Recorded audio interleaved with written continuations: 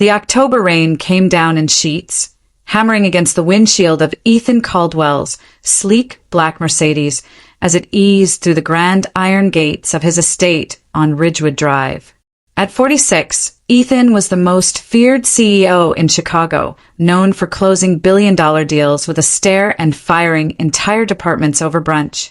Welcome to Nne'folktales, where we share with you heartfelt stories that will reshape our mindset. Please like and subscribe to my channel for more contents like this. His mansion, a marble testament to success, stood proudly behind a line of tall evergreens. Tonight, he'd returned late after another ruthless board meeting. But just as his headlights curved into the circular driveway, he hit the brakes hard. There, just beyond the front gate, was a tiny figure slumped on the wet cobblestones, unmoving. Ethan threw his car in park and jumped out, water splashing as his polished shoes hit the ground. He rushed forward, his coat whipping in the wind. The closer he got, the tighter his chest became. A little girl, no more than 6, sat huddled against the wrought iron gate, her thin pink jacket soaked and clinging to her small frame. Her dark curls were plastered to her pale face. She was shivering violently, clutching something tightly in her fists. "Hey," Ethan said gently, kneeling beside her. "Are you okay, sweetheart?" She didn't move at first. Then, slowly, she looked up at him with big, brown eyes that seemed too old for her age. "Are you Ethan Caldwell?" she asked in a trembling voice, barely loud enough to hear over the rain. Ethan blinked. "Yes, I am. How do you know my name?" The girl slowly opened her hands.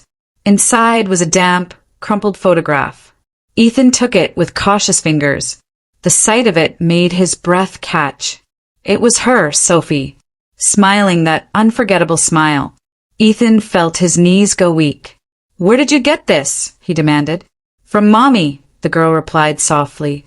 She said, "You're my daddy." The photo slipped from Ethan's hand and fell onto the wet pavement, landing between them like a forgotten truth. His breath caught as he looked down at the child, his child. For years ago, he and Sophie had fought bitterly in this very house. "You're choking me, Ethan," she had cried, tears spilling down her cheeks. "I can't live like I'm part of your portfolio." Blinded by pride, he had shouted back, "Then go. Leave. I won't stop you." And she had. Without another word, she'd walked out of his life. He hadn't seen her since. He hadn't known she was pregnant. "What's your name, sweetheart?"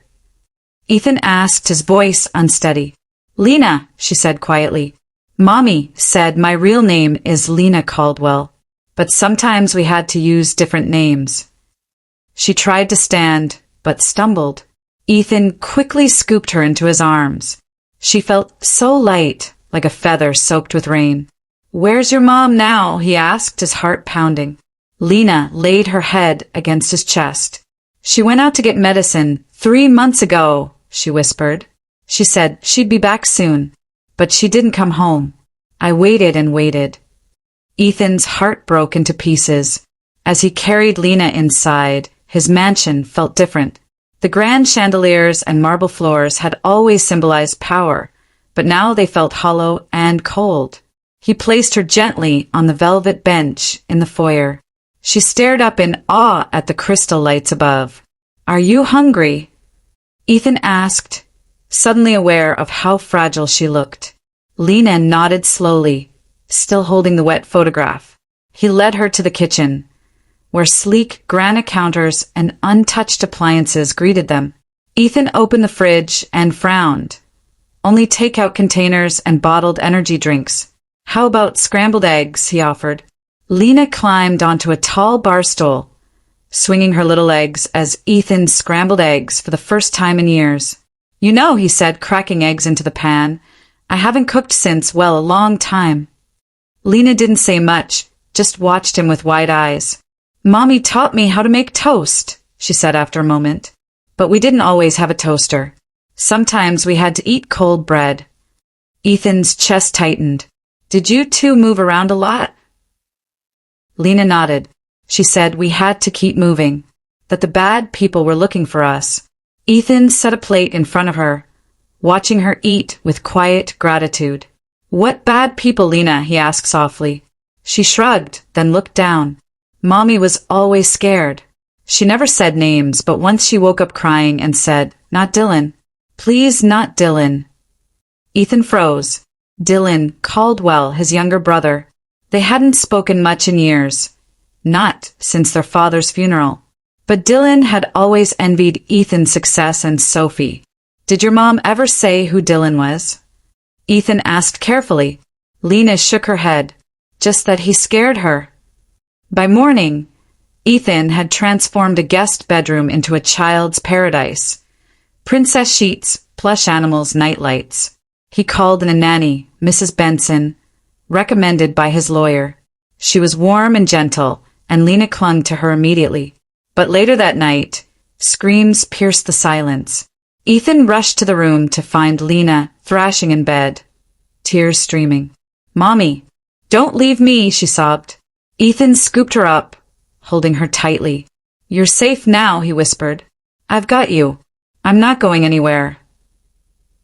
The next morning, as Lena napped on the couch, Ethan called a private investigator, Mark Doyle.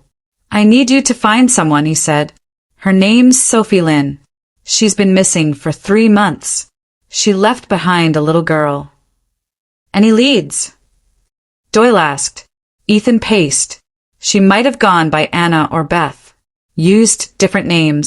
My daughter said she changed identities a lot." "Sounds like she was running from someone," Doyle muttered. "We'll start with shelters and clinics. I'll be in touch." Later that day, Ethan's secretary buzzed in. "Mr. Caldwell, your brother Dylan is here." Ethan's jaw clenched. "Send him in." Dylan entered like he owned the place, smiling, confident. "Heard a wild rumor. Big bro something about you suddenly being a dad." Ethan folded his arms. "Where did you hear that?"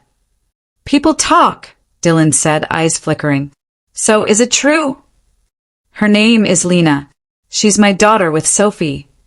Dylan's face twitched, but he covered it with a smirk. "That's unexpected. Sophie vanished years ago. Strange how she just reappeared." Something in Dylan's tone unsettled Ethan. It wasn't surprise. It was familiarity. "She didn't come back," Ethan said firmly. "Lena showed up alone. Sophie's missing." Dylan raised an eyebrow. "And you're sure she didn't just leave again?" "She left a 6-year-old on my doorstep," Ethan snapped. "Does that sound like a woman running away on purpose?" Dylan stood slowly. "I hope you find her." His voice was calm, but his eyes betrayed something darker. She always was complicated. That night, Lena cuddled against Ethan on the couch. "Daddy," she whispered. "Yes, baby." "The scary man in my dreams, he looks like you, but younger." Ethan's blood turned to ice. "Younger?" "Yeah, same face, but meaner eyes." Ethan's stomach dropped. "Dylan." He hugged Lena tighter. "No one will ever hurt you again. I promise." But inside, fear twisted through him. What if Dylan had been following Sophie? What if Lena's nightmares weren't just dreams? The next day, Mark Doyle called. "I've found something," he said. "Sophie stayed at St. Agnes shelter under the name Anna Lee. She left behind a letter addressed to you." 20 minutes later, Ethan held the trembling paper in his hands. Sophie's handwriting stared back at him. "If something happens to me, I tried to come home. I wanted to bring our daughter back to you, but Dylan's still out there. I was scared he'd use her to get to you. Please protect her. I never stopped loving you." Ethan's hands shook. Sophie had been coming home. He showed the letter to Lena that night, though he kept the contents to himself. She pointed at the signature. "That's Mommy's real name. She always said someday she'd find the right time to tell you everything." Ethan pulled her into a hug. "She tried, baby. She really did." But he couldn't shake the thought Dylan had known. And he'd tried to stop her. 2 days later, another call came.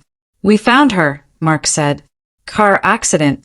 3 blocks from the gas station, she used the night before she disappeared. She's been in St. Mercy Hospital under the name Annalee. Severe memory loss from the crash. No ID matched. She's been a Jane Doe until now. Ethan was already grabbing his keys. I'm going to her. Ethan, Mark warned. Her memory might not come back right away. Ethan didn't care. She was alive. At St. Mercy, a nurse led Ethan to room 312. Inside, a pale woman sat by the window, sketching. Her auburn hair was duller now, but her eyes, when they turned, froze Ethan in place. Sophie, he breathed. She stared at him, puzzled, then touched her sketch. It was of a man in a suit and a little girl. You're the man from my drawings, she said softly. And she's my daughter. Her name is Lena, Ethan choked out. And I've been waiting for you. Tears slid down Sophie's face. I remember, she whispered. We were coming home. I was calling you, and then a car. She looked down. Where is she? Is she okay? Ethan pulled out his phone and showed a video of Lena dancing in the yard. She's perfect, but she needs her mom. Sophie sobbed, reaching for the screen. She waited, she whispered. She didn't give up on me. Neither did I, Ethan said, taking her hand. A week later, Sophie was discharged. She walked slowly, still healing, but with Lena clinging to one hand and Ethan to the other. In the car, she turned to him. She said you learned to braid her hair. Ethan smiled. Badly. But I try. Sophie laughed, tears in her eyes. You've changed. We both have, Ethan said. But I still love you. Always have. Sophie nodded. Then let's go home. And maybe start again. 6 months later, laughter echoed through a modest home in a quiet neighborhood. No gates, no mansions. Just a house with a garden, a porch swing, and a white picket fence. Exactly like the one Lena had drawn. Sophie taught art therapy to kids now. Ethan had stepped down as CEO and opened a family wellness center in the city. But more importantly, they were together. One evening, as Lena played with chalk in the driveway, she ran up holding 2 photos. One is old, she said, when I was waiting for Mommy, and one is new. She pointed to the 3 of them, smiling in front of their new home. Let's keep both, Ethan said, pulling them close. One shows what we lost. The other shows what we found. The small town of Fairbrook quickly got used to seeing the Caldwell family around. Sophie volunteered at the local art center twice a week, and Ethan was often seen dropping Lena off at school, carrying her backpack like it was a briefcase. You're the one who used to run Caldwell Enterprises, right? A teacher once asked. Ethan smiled. Used to.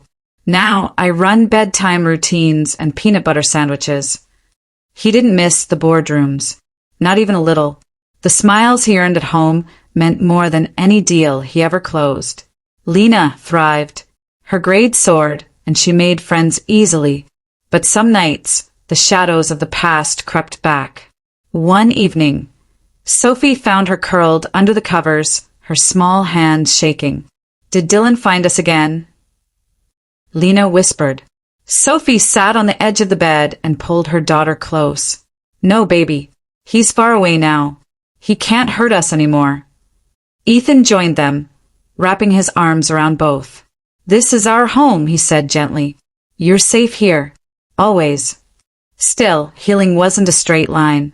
Sophie sometimes froze at loud knocks or double-checked the front door 3 times before bed.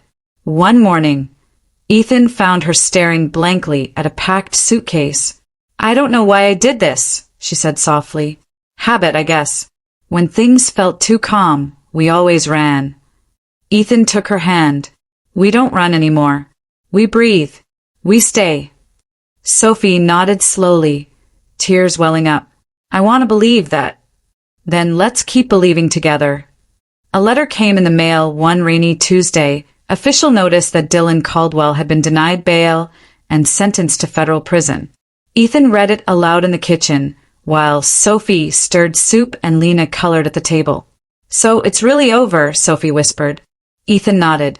He can't touch us anymore. She exhaled shakily. I thought I'd feel relieved, but all I feel is tired. Ethan put his arms around her.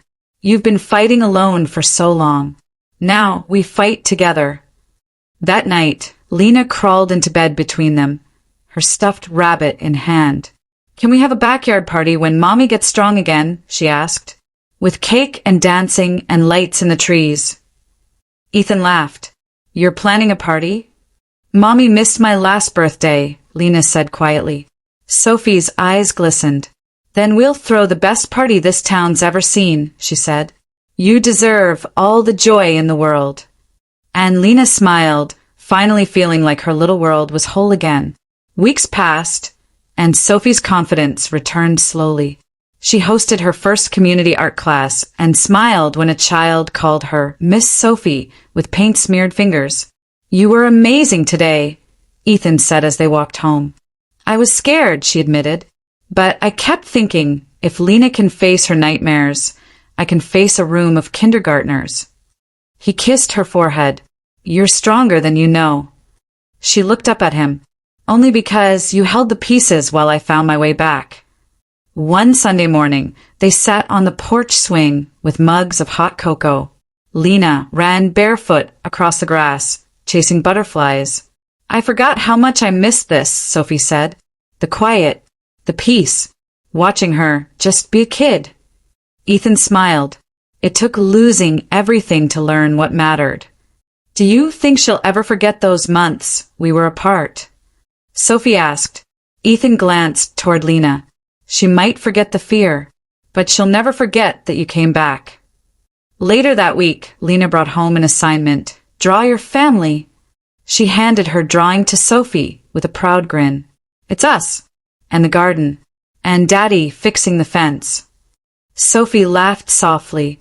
You made my nose too big. It's perfect, Ethan said, tapping the drawing. You even drew your old teddy bear. Lena nodded. Because I want the teacher to know we're a real family now. Not just names on paper. Real love. Sophie kissed her forehead. And real love is the best kind. The night before Lena's backyard party, Sophie stood at the window, watching fairy lights twinkle in the trees. Ethan came up behind her, wrapping his arms around her waist. You okay? He asked. She nodded. I'm just grateful. A year ago I was running. Now we're here. Safe. Together. You saved her life, Sophie. And mine too. She turned in his arms. You gave us both a home. Not just a house, but a place to breathe again. Ethan kissed her gently. Let's never lose it. The next evening, neighbors gathered in their garden. Laughter filled the air as music played and candles flickered in jars. Lena danced barefoot, her party crown tilted sideways. Sophie twirled with her, laughing freely. Ethan watched from the porch, his heart full. Mrs. Benson arrived with a photo album. Thought you'd like a place to keep your new memories, she said. Ethan smiled. We'll fill it fast. As the sun dipped below the horizon, Sophie caught Ethan's eye. We were lost, she said, but now we're found. And together, they danced into the night. Like and subscribe to my channel for more contents like this, and let us know where you are watching from under the comment section.